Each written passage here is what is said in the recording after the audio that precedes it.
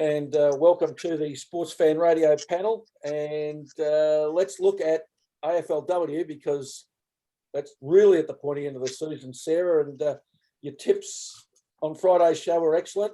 Adelaide and Brisbane both being successful. Yes, and a great day of footy yesterday for all AFLW fans as well. I think disappointing as Victorians to see that the match might not be being held at the MCG, but we will see it at Adelaide Oval at 1:30 next Saturday. It's going to be a very exciting game for both teams. And Melbourne's Achilles heel all season was its poor kicking. Adelaide score yesterday, 5 goals, 333. Melbourne score 1 goal, 9-15. Yeah. So 2 more shots for goal, but couldn't put it through. It's followed them all season. Unfortunately, it has, and it's something that we spoke about in a bit more detail on our Friday show as well. But it just seems to be that one thing that keeps coming back to bite Melbourne is always their inaccuracy problems and how they can fix that. They have some great players in their forward lines. I think they just need to capitalise on maybe perfecting those under the pressure kicks and really taking care when going for goal, because that could be the big difference. That some of the games they played, if instead of scoring some of the behinds they had, they scored a few goals, they probably would have ended up with the highest score in AFLW ever, which we also saw this year. But it's something that I think they can really capitalise on, and you'd hope they'd fix a bit over the pre-season going into 2022. You sure, Sarah, you're not talking about the men's game there? Because Professor might think you are. It sounds like the men's team. Could be a little bit of both. Maybe it's a problem down at Melbourne. Can you talk us through the mullet? Is she still a chance of winning the best player in the competition? The mullet might still have a good chance, Karen Paxman. There's so many other players in there as well. I think the one to tip would be Kiara Bowers. A lot of people think Kiara Bowers is going to come out on top in this one. Karen Paxman has had a great season, but she probably wouldn't be in that top 5 players that would be going for the W award at the end of the year. I've enjoyed her performance this year, particularly one game I watched. She was very impressive, but it is a shame for Demons fans generally, including the Professor. And Sarah, the women's game still doesn't have a name for the best and fairest trophy, does it? It's still called the best and fairest. So it's called the W Award until I assume they find someone who they would like to name the trophy afterwards. But I don't think they want to be too premature in naming it after anyone. A lot of people think that it should already be called the Erin Phillips Medal, or that it should go to one of the female icons that's been behind the build of the AFLW. Not that it's just starting 2017, but prior to the AFLW starting. I think there's a few more years before they name it after anyone, though. Let me put my hand up and suggest Debbie Lee. I don't think anybody has put more into the women's game than Debbie Lee, both as a player, administrator, and just one of those people that drove the AFLW in the first place. So that's my call. Sarah, can I just ask you about the women's game? Now it's been going for 4 seasons, and we're talking about, Mark was saying about the kicking for goal. Would it be fair to say that the goal kicking is more of a sort of the chaotic coming out of the pack sort of a goal, rather than the leading full forward coming out, taking the big mark, turning around and kicking the goal, as we sort of found the men's game? Have you sort of been able to trace where the goals are coming from with the women? It's hard to tell because it varies from game to game as well. And when it comes to either of those things, the fact that they're still scoring so many behinds, maybe the other thing they need to work on is just their kicking under pressure and trying to keep up with that a little bit. And looking at some of the games, there's some excellent plays, and it's just disappointing that some of them don't result in the goal that you're looking for afterwards. So I think Melbourne just need to fine-tune both of their kicking under pressure and scoring under pressure, and then their set shots as well. Okay. Maybe we get to ask Mick Stanier about that. Hopefully next week he'll be able to come on the program and we can talk about how you straighten up that kicking, because, as I said, if you look at Melbourne's results in the 11 games they've played this year, invariably they've kicked way more behinds than goals, and it certainly cost them. Sarah, my X factor in this game was Erin Phillips, and she bobbed up with 2 goals in the first half. She looks in, match-winning form at the moment. Match-winning form, and she's going into another grand final with the Crows as well. It seems that they've been one of those teams that have really held up a really great standard of footy over the entire AFLW competition so far. And I think everyone's going to be really looking forward to watching Erin Phillips play again. Last time we saw her in a grand final, it was disappointing to see how she came off after tearing her ACL. Adelaide still came up with the win, and she still won the best on ground medal as well. So maybe it's another time for her to redeem herself, try to come back stronger than ever, and see if she can finish the season on a high. And what about Chelsea Randall? Concussed or not? I think she's been concussed and they've ruled her out for next week's game, which is very disappointing because we were hoping to see Chelsea Randall, one of the captains in the leadership group, really, really take up a strong role in going into a grand final. And I think as a captain or even just as any player, that's the one game you really, really don't want to be concussed for. And there wasn't much really in the incident in the bump. She was just running out with the player and ran into the Melbourne player, McNamara, I think. And they both came off second best. So not good. Not good at all. We'll have to hope for her best recovery and see how it goes. But I believe she has been ruled out for the grand final. Okay. Gelding, you obviously saw that vision of that collision. Yes, I did, Professor. Now, Fairly innocuous, I would have thought. You're a former footballer. What struck you about that? Because I looked at it and I thought that sort of bump or that sort of collision wouldn't have happened in a men's game. Yeah, I would have thought it was. Like coming in, she stood. I'm not sure what the Melbourne player was doing, whether she was going to tackle or to bump. They just seemed to come out and just collide. And I was trying to watch it again to see whether there was an actual head clash, but they just seemed to run into one another, go in a standing kind of motion, and then fall over to the ground. I'll ask you this. I'll ask you this, Gelding. How many times when you're on a football field did you have somebody running towards you and you were running towards them, and all you did was put both arms out to try and tackle the person who was running straight at you? I bet you took some safety first action, like not shirking it, but that was in an era of Professor, when you could use elbows and forearms to protect yourself, and it was a league that was kick and duck. So yeah, it was a different form of tackling in those days. So yeah, you would have run at someone, and normally those collisions were hit when someone was in the air. Yeah, Judge, have you seen the collision? I haven't, Professor, but just the one thing that I will say with the women's game is that it's just, I wouldn't say vicious, but it is seriously strongly contested. The women go in with abandon, don't seem to be looking after their own well-being. And I think it's actually one of the highlights of the women's game. It is so physical. And I think it's a fantastic feature of the game. But unfortunately, it leads to, I think, Sarah, far more injuries than the men's games experience. It does lead to a lot more injuries as well. And we see that with a lot of these athletes that we're seeing in the AFLW now haven't had the same training as AFL players from that young age. We're starting to see a lot of younger players come through now who have been playing footy from Auskick and then all the way through, and these young 18, 19-year-old players that would know how to safely tackle and know how to safely play the sport. But there's still also a lot of players that haven't had that same training where it's been ingrained into how they play the sport. You can be told to do something, but unless it becomes that automatic thing that you do whilst playing, it's going to be really hard to incorporate into all points of the game. So one thing I would like to look at as well, I haven't been able to review the footage too much from what happened, would be just past incidences, maybe how that other person has maybe gone about tackling, or if it is just something bad's happened off the cuff, you wouldn't really, there's nothing kind of to explain it. It's just something happened. And it's what they need to fix after that. Maybe if it's just a collision, there's no context to it. How do they fix that? And how do they maybe go about ensuring that something like that doesn't happen again? Sarah, Professor, would it be right to describe the incident? You can probably describe it better. They just seemed to run at one another and stop and hit one another, didn't they? It wasn't any.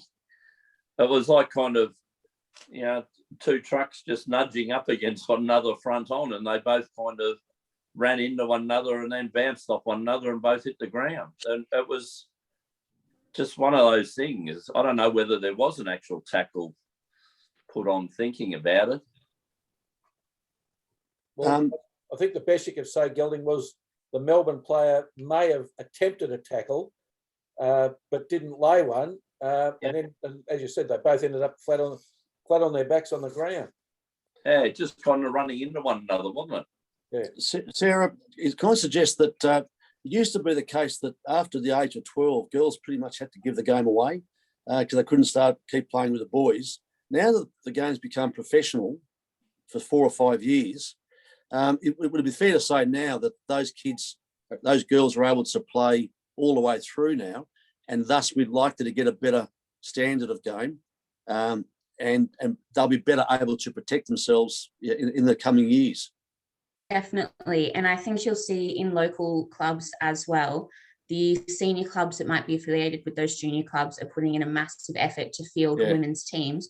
Yep. Whilst those players in those women's teams might not have any experience playing football, they might just be friends of friends or girlfriends of the men's football team, netballers that want to have a crack at playing footy. They're coming together to try and facilitate that pathway and make sure that there's players coming through from under 8s all the way through. So these young girls have something to look forward to and know where they're going. Because I think the other thing that parents of young children playing sport as well look for, if they want their child and they know their child really enjoys the sport, they're going to get them to a club where there's somewhere for them to keep playing.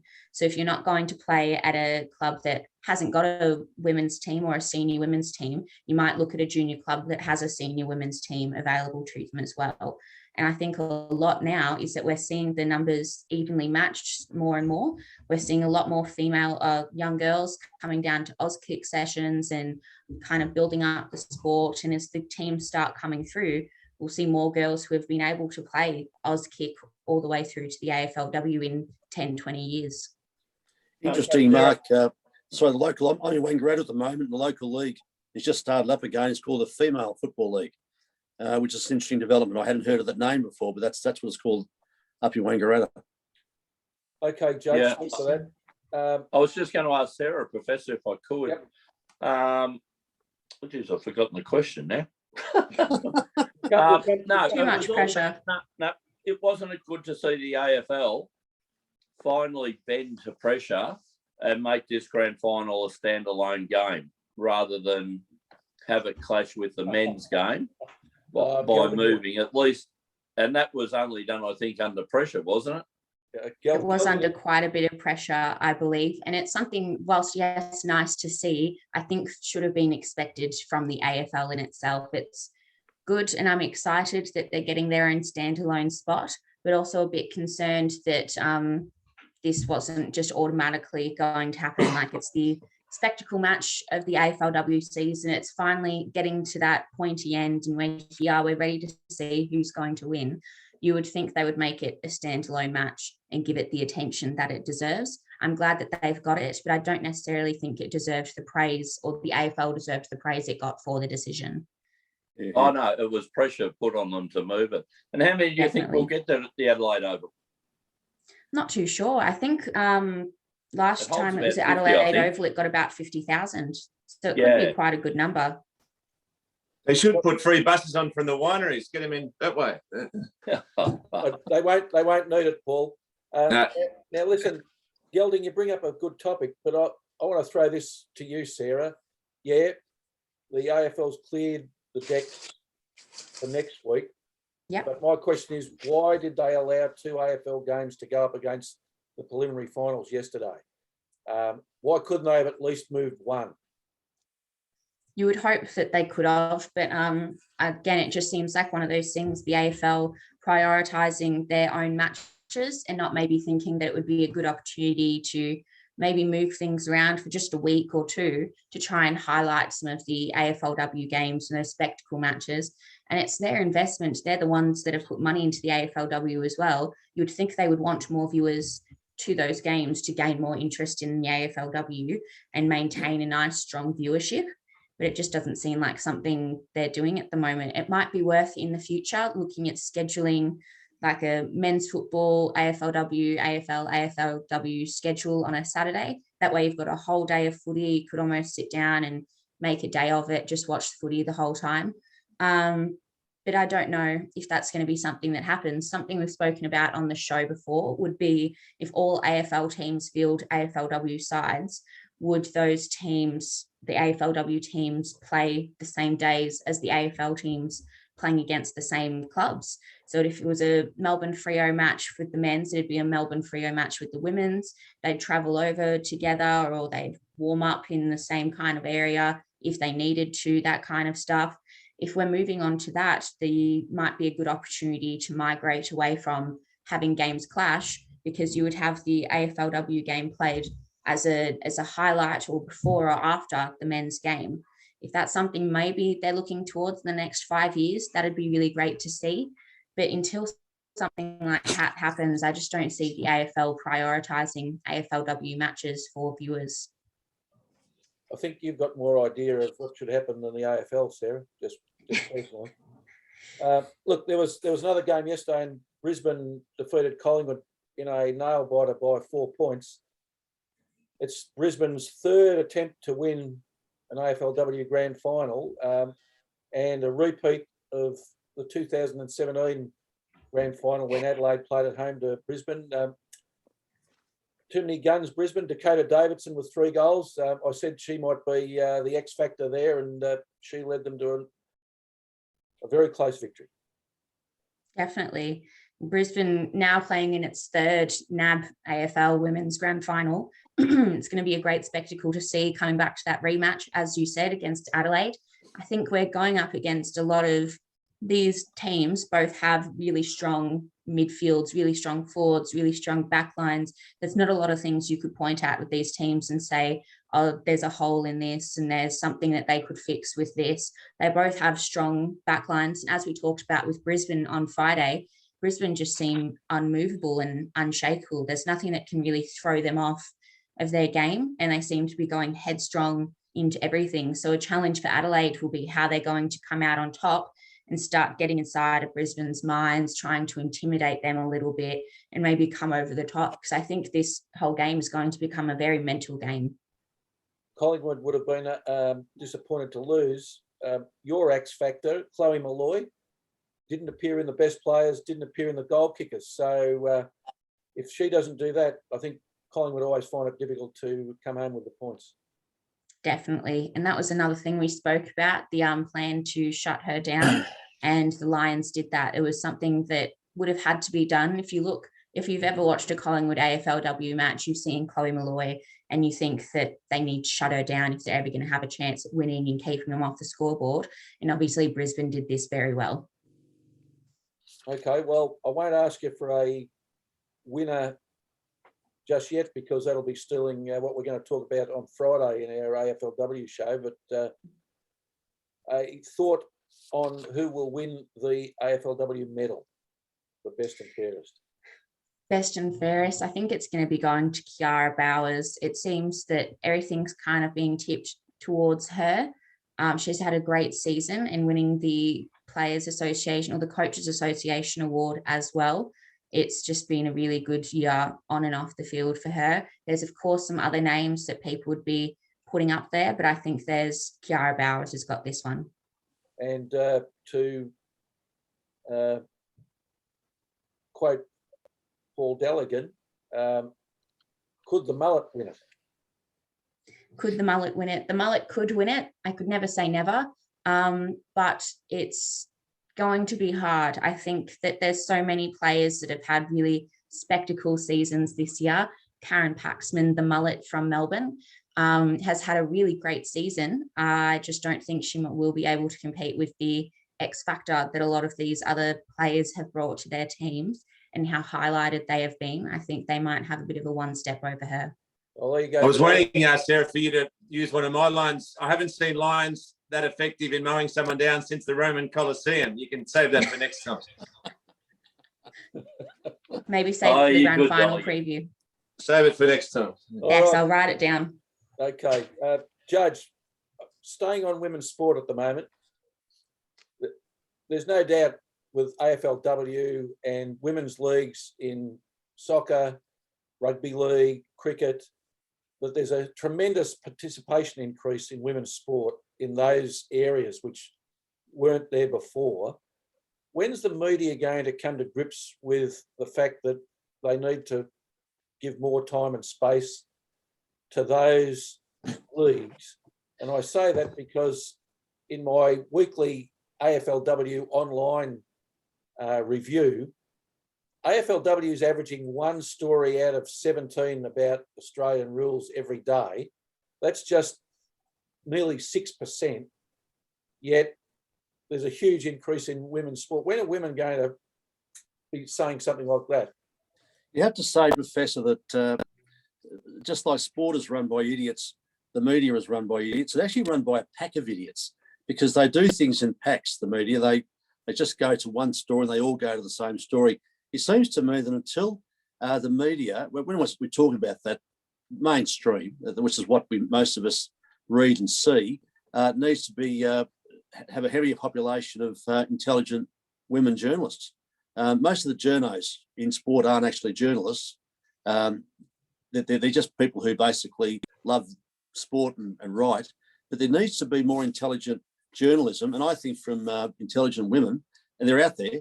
And once they get positions in the media, they can start to have an influence by showing more women's sport. And that's not being patronising or just being nice and women for the sake of it. It actually is a good business decision because, as we said before, half the population are after more women's sport. Well, and it's been dished up in quality terms at the moment. I mean, look at the Matildas. Look. It doesn't matter how many. You get tired reeling off all impressive women in sport. The journos just have to realise that there's a product there. There's a market there that needs to be attended to. At the moment, it's just Could I just throw up a name, Judge Carolyn Wilson? Instead of firing her weekly rocket at someone in the men's game, why couldn't she write some positive stories about the women's game? What do you think's stopping her doing that? Great call, Paul. Her nature. I think that Carolyn would have a second career. I'm getting a little bit tired of the constant carping. Whereas if she focused on the women's game, there are so many good stories. And she's a good journo. I mean, it has been for years. That's just a great one example. But look, there's plenty out there. I just think there's a market there, Professor. It just seems to me that editors, publishers and producers, Judge, seem to have some outdated notion of 1950s Australia. Yeah. Well, welcome to Australian media. That's just the way it is. And as I say, I'd love to see how many of the accredited media there are in the AFL are actually been at journalism school and got a degree in journalism. I suspect not very many.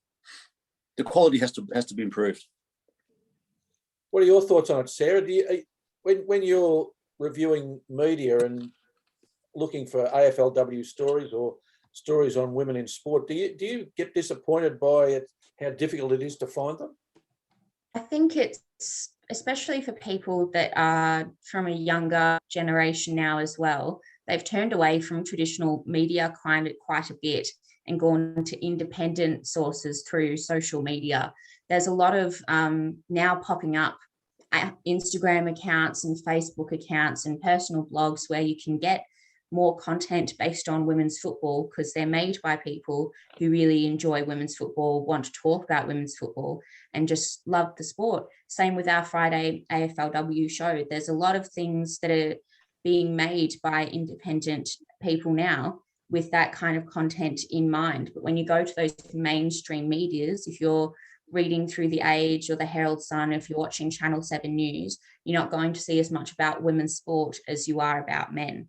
The other thing I was looking at before, there's an account called the Female Athlete Project, and this is all about just emphasising the amazing things that women are doing. It was actually made by one of the Carlton AFLW players. So she's made this site, and it just constantly is just putting out information about what amazing things female athletes are doing around the world. She actually recently did a current global rankings refresher, and I have it written down, but looking at in how Australian athletes compete, men and women, in terms of their rankings in all sorts of sports. So we've got Ash Barty's ranked number 1 in tennis, probably one of the best athletes Australia has right now. And there's so many more. There's in the soccer, Matildas are ranked number 7 internationally. The women's cricket team is number 1, and they've been breaking records recently as well in terms of their consecutive one-day wins. The Wallaroos, 5th, and Tyler Wright, one of the best surfers in the world now as well. The Opals, one of the best basketball teams. There's so much amazing female content that can be made. And I think it's now being left to independent sources to capitalise on this. We're not going to see a lot happening with the Herald Sun and the Age. They might write about something. If the Opals win a grand final, they'll write something about that and put it out there. You're not going to hear anything about their great wins leading up to that and how they've pushed and how they've persevered and what's come against them and how they got to this point.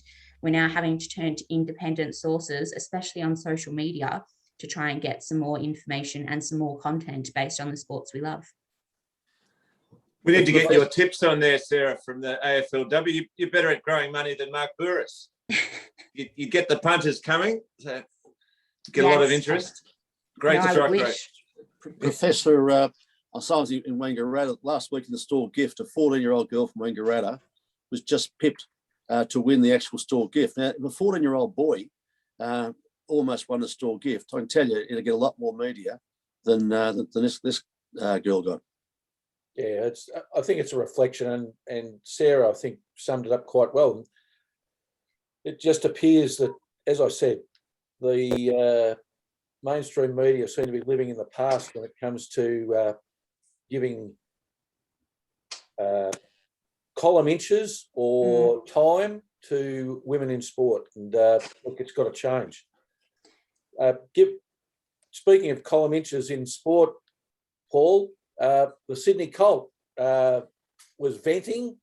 He says that Melbourne is the capital for AFL in media, and that's about all, because there was nothing about the NRL in the Herald Sun the day he was looking at it.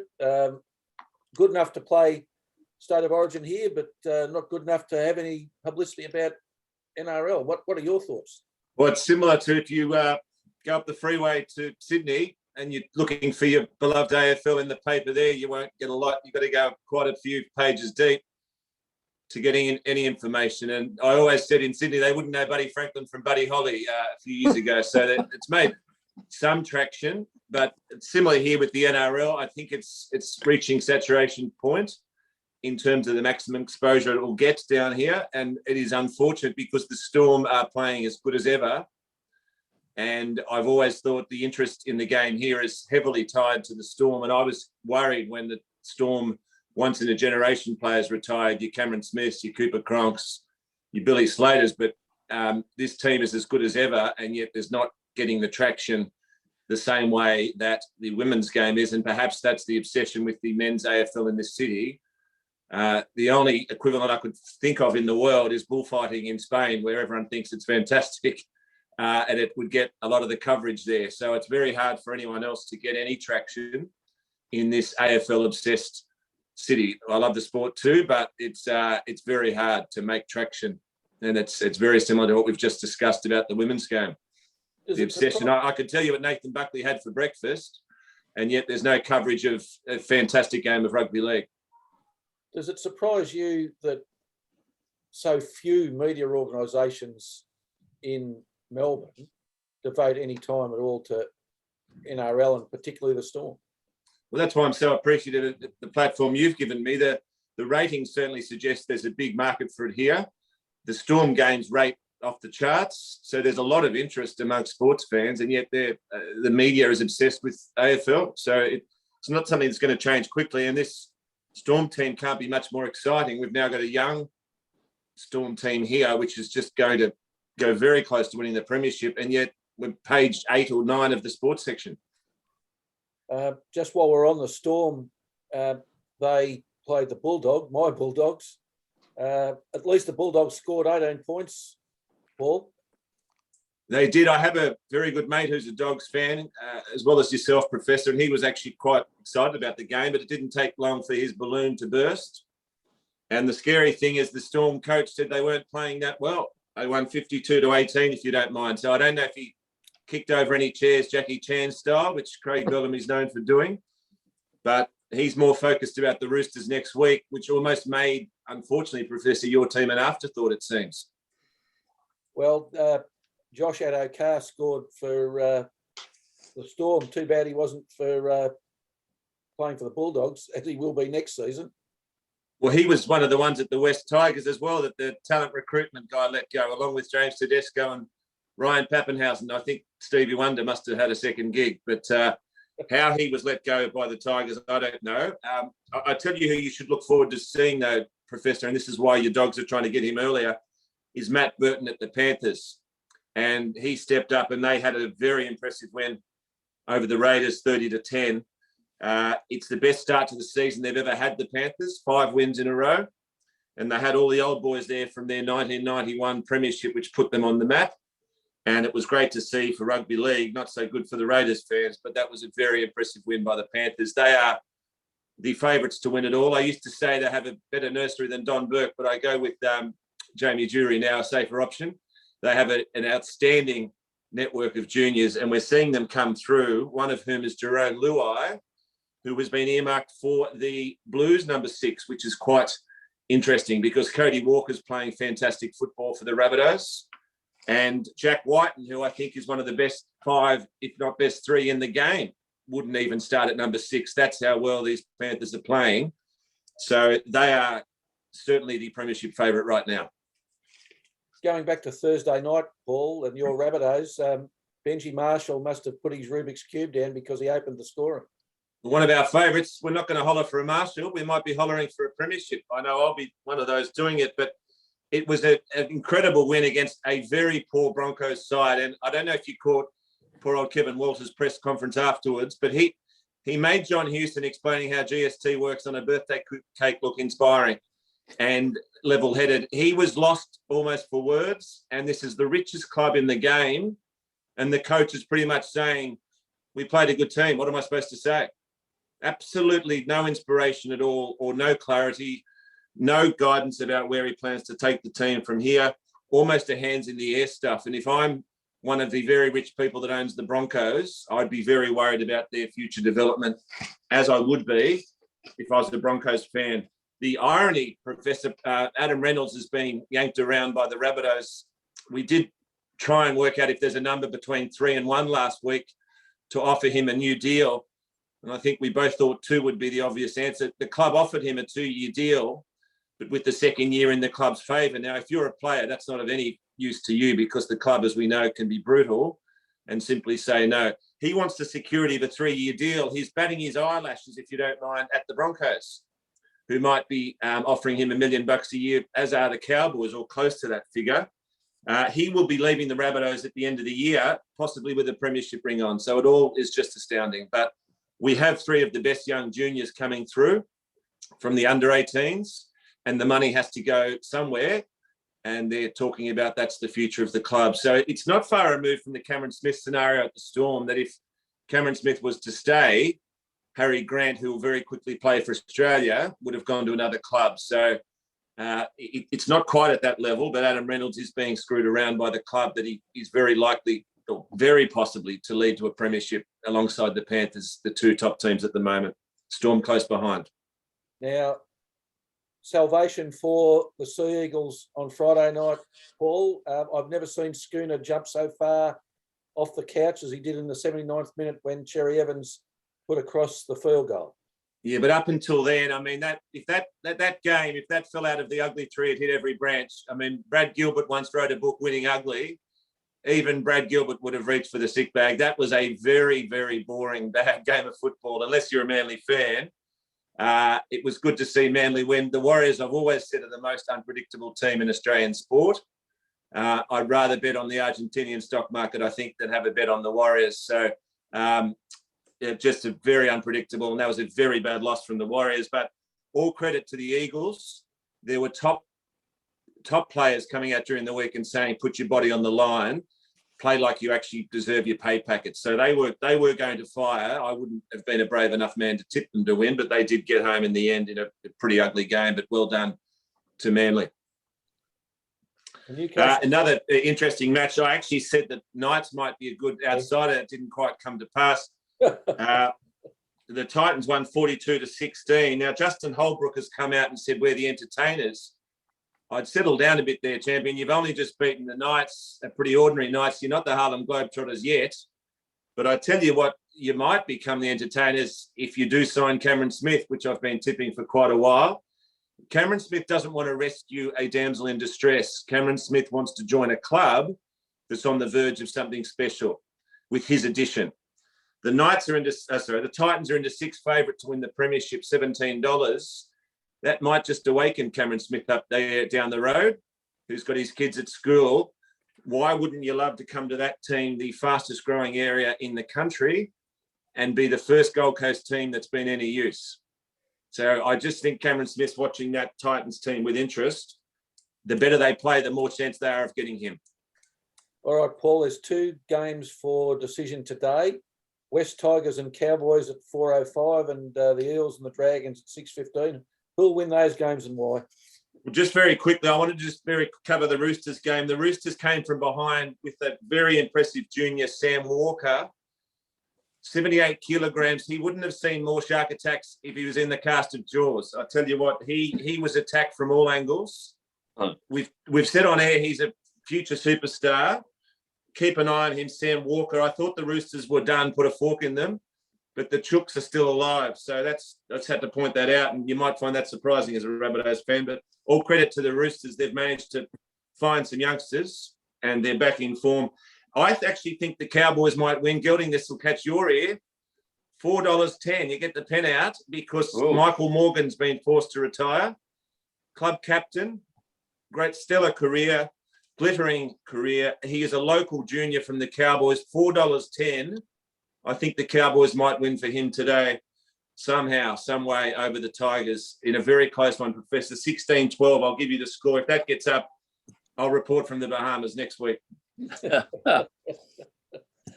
We like it. We like it, Giraffe. And the Eels should be too strong for the Dragons, as impressive as they've been. The Eels are probably a top 4 or 5 team. I just think the Dragons are going to be slayed today. The Eels just have a little too much firepower for them. Probably 24-10. I think they could do it quite easily, the Eels. Big game, though. Massive game of sport. Thanks, Paul.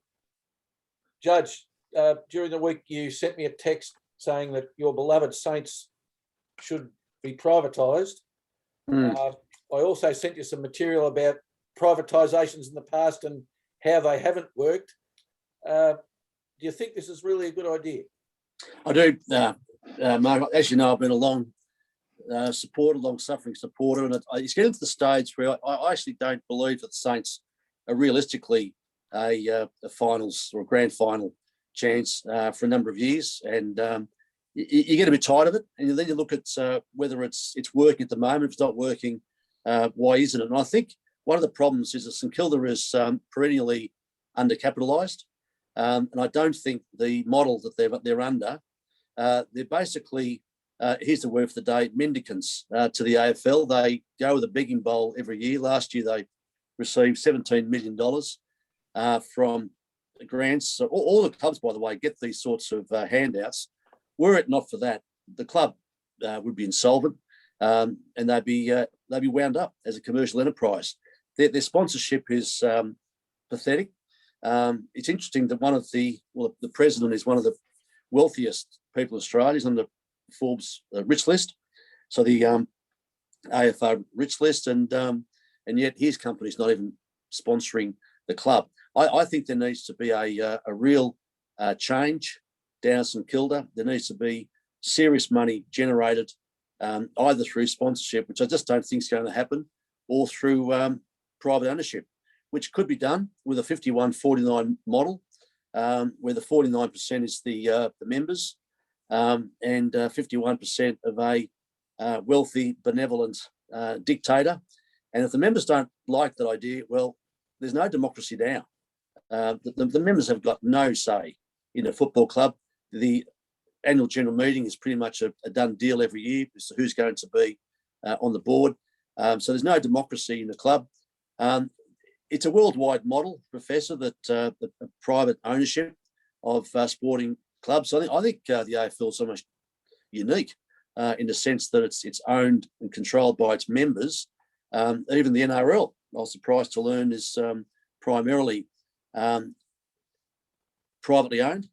And I think if St Kilda got some decent, we've had some pretty ordinary examples of private ownership in the AFL, and two words, Jeffrey Edelson, will come to mind to everybody, but there's been some other falls along the way. They've been because they've totally been undercapitalised.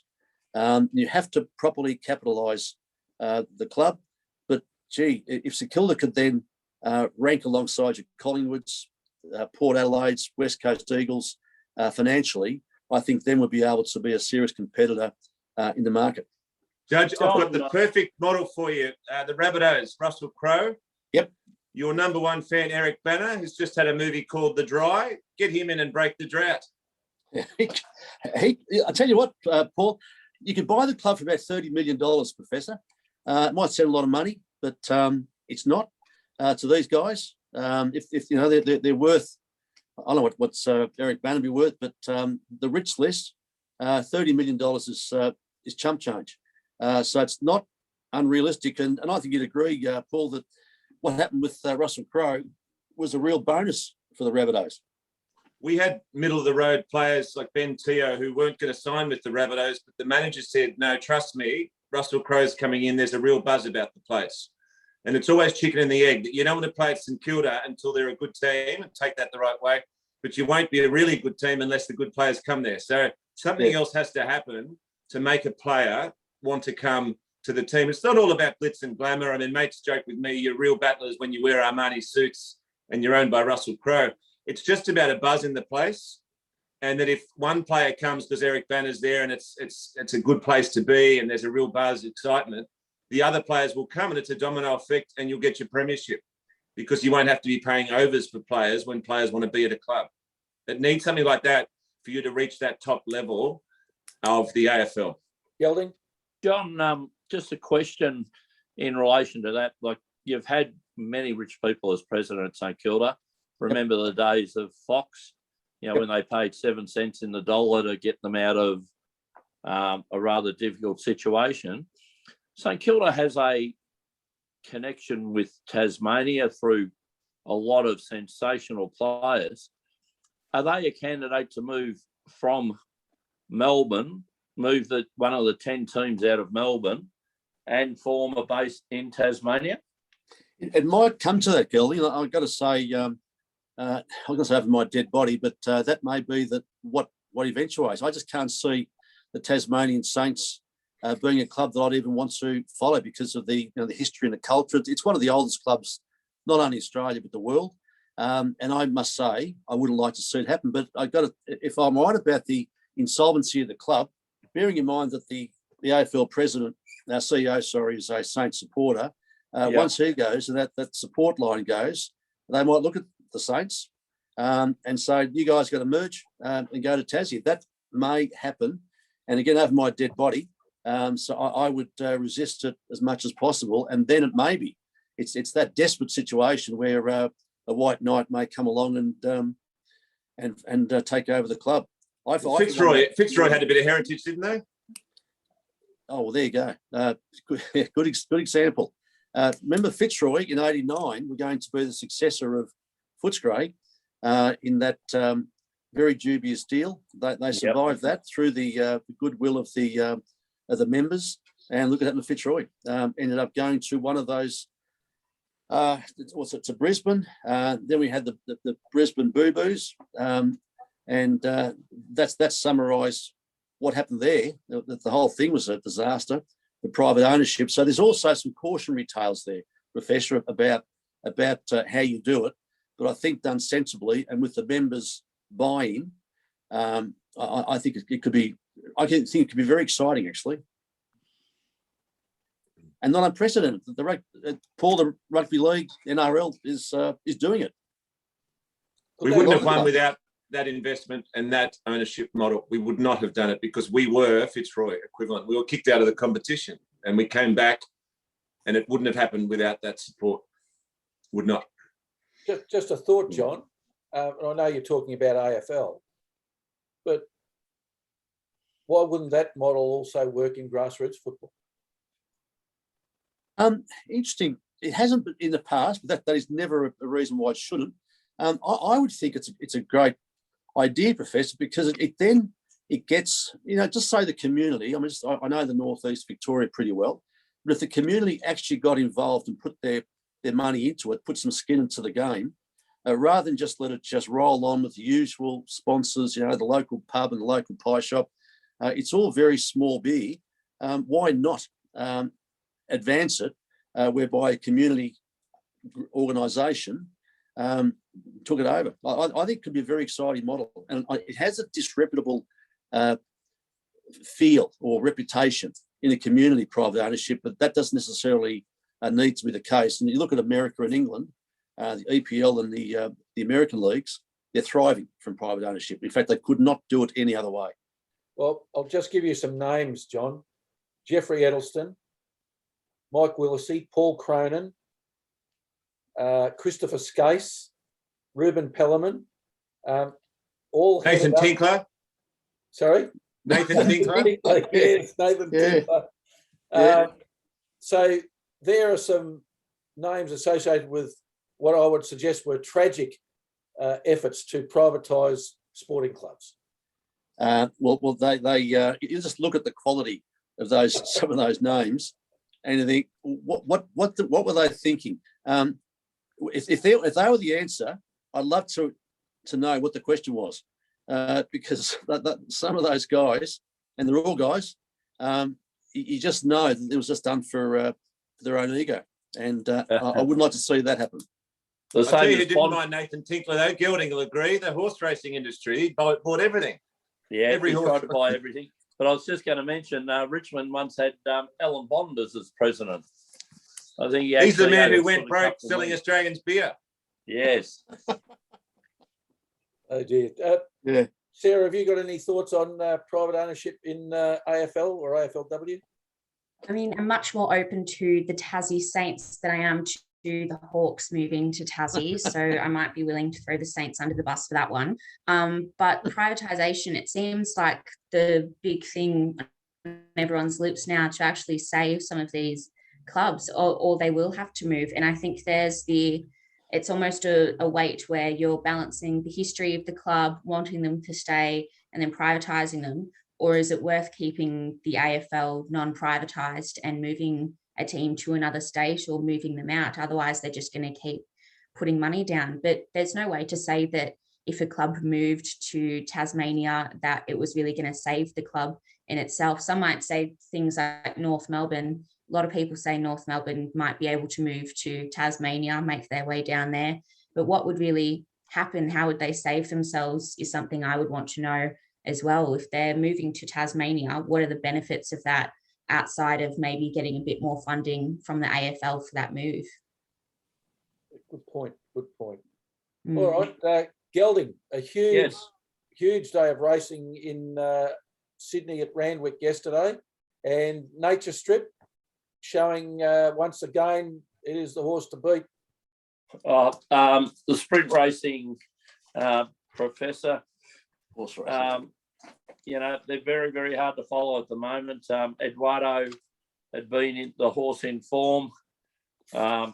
Bivouac obviously hasn't come back this preparation. Nature Strip you thought was dropping off, but it's now reconfirmed it's the best sprinter in Australasia. So with a very, very, very powerful win yesterday, Professor. Anything else tweak your yesterday? Jamie Carr continues that magnificent rise in racing, as now, not only leading female jockey, but just a leading jockey. She wins at Doncaster for Godolphin. The main race up there, 3 millions. Our tip, Mugger 2, Professor. We look like we were going to win 200 metres out, but collapsed. So that was good. In the Derby, Explosive Jack won. Not a strong Derby this year. Our tip, Montefilia, ran 4th. Again, hit the lead on the turn at the straight, but didn't run out the 2,400. I've got a bone to pick with Jamie Carr. She Yes. didn't ride the winner in race 10, the one I picked. Yes, as I was telling St. Helen, we had Jamie Carr in race 10, and well, look, we hit the lead again at the top of the straight, Professor, but was on the inside and was run over the top, and probably the two wins of the day were Animo, which won the 2-year-old size produce, and probably Nature Strip. So, yeah, a day, Professor, we could say that's racing. Yeah, a day better to forget, I think, Gelding. Oh, well, these things happen, Professor. Okay, Let's Ballarat. hope for a good week next week. Ballarat today on a soft 7 with showers predicted, and plenty of scratchings in the fields. Anything for our viewers? Haven't got the scratching yet, Professor. So, look, I couldn't think probably of a worse place to be than out in Ballarat on a day like today. It will be more freezing scratchings out. than an expert clinic. That's be freezing up there. Oh. And of course, without knowing how much rain they're copping, I know here at Caulfield South, we've just had bucket loads of it. So if it's a soft 7, Professor, it may be well. Can we take it you're not driving there, Gelding, with that fine wrap? No. I'll certainly miss that one. Professor, we looked at probably 2 bets in 2:15 in a maiden, Miracle Day, race 2, number 4. Craig Williams has flown back from Sydney to go to ride to Ballarat. So he's only got 4 rides today, a couple with the Hawks, but this horse ran 3rd at Sandown last start. So a 1,200 at Ballarat may be good form with Craig Williams on board. Hopefully he can get round about the 260 mark. You say he's not there to see the gold, Gelding? Well, would you be flying down from Sydney last night, hopping up in the morning? Hope he's got a strong heater in his Mercedes. I was going to say, he's not there to go to Sovereign Hill. It might be worth a bet on that. Exactly. And then, Professor, one we like in the last, Rose of Sebring, won at 1,100 at Ballarat last start. Second up, it's had 1 start for 1 win. As you know, is one of the filters. Luke Curry aboard for Mara Newses, so we may go that one. But we also have Hamilton races, Professor. And as you know, I don't mind the jumps racing. And Tom Dominic and Benny Hayes have Valac in the first, number 9, going over the hurdles for the first time. It had a barrier trial in the hurdles and won by 9 lengths. So was a reasonable flat horse, maybe well over there. So anyway, Professor, there's a couple for us.